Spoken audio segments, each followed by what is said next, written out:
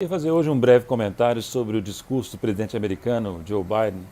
Há uma tradição nos Estados Unidos que faz com que os presidentes, depois de 100 dias de governo, compareçam ao Congresso para fazer uma avaliação do que alcançaram no início do mandato, do que pretendem fazer. E Joe Biden fez isso de forma magistral.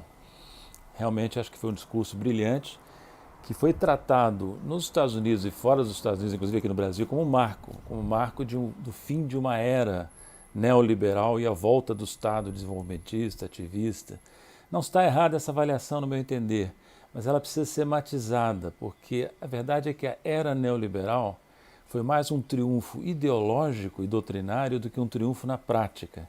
O que aconteceu nos Estados Unidos, em outros países desenvolvidos, depois de Reagan nos Estados Unidos e Thatcher na Inglaterra, da agenda neoliberal ter sido implantada com vigor, não foi propriamente um recuo do Estado.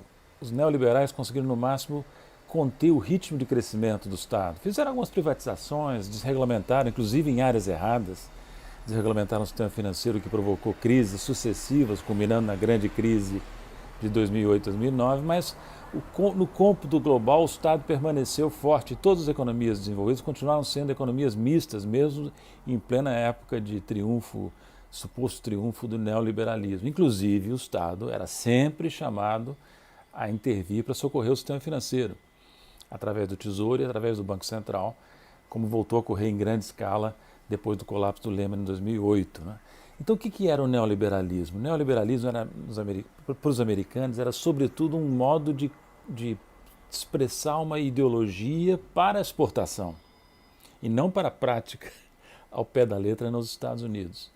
Então foi exportada, inclusive, para cá, para a América Latina, para o Brasil, inclusive. E muitos compraram esse discurso que os americanos vendiam para fora, mas não praticavam inteiramente. O que acontece agora? Os americanos estão numa situação diferente, no meu entender. Assim interpreto a mudança de discurso, de retórica do governo americano. Os americanos hoje enfrentam um desafio enorme que faz com que eles precisem ajustar a sua retórica à realidade da sua prática para fazer um esforço de mobilização nacional e recuperar uma economia que ameaça ficar para trás. Os americanos estão enfrentando hoje um desafio que eles não enfrentaram antes, desde a Segunda Guerra Mundial não enfrentaram. A União Soviética era um rival, sim, mas era um rival político-militar, não econômico. O Japão foi um rival, sim, econômico, mas não político-militar. A China hoje representa as duas coisas ao mesmo tempo. É um rival econômico e político-militar para a hegemonia americana. E não é por acaso que Biden cita a China repetidamente nesse belo discurso que fez. O tempo todo ele fala, nós precisamos competir com a China para ganhar o século XXI. E ele oferece aos americanos uma visão de como é que os Estados Unidos vão se organizar para isso. Não é com o mercado livre, é com a ação do Estado em vários campos. Né? Eu vou dizer a vocês que o discurso do Biden, nesse ponto, não é secundário, foi uma obra-prima de retórica. E não pensem vocês que a retórica é secundária. As palavras são fundamentais para mobilizar as sociedades. Foi assim com Churchill, por exemplo, na Inglaterra, com De Gaulle na França. Nos Estados Unidos foi assim com Lincoln, que era um artista da palavra, um grande orador, escrevia os próprios discursos. Foi assim também com os dois Kennedys, com John e Bob Kennedy. Então Biden está se inserindo nessa tradição. Foi assim com Roosevelt, que ele cita, inclusive no discurso destacadamente, não por acaso, porque ele está querendo retomar a tradição rooseveltiana de intervenção do Estado para tirar a economia de uma crise profunda. Né?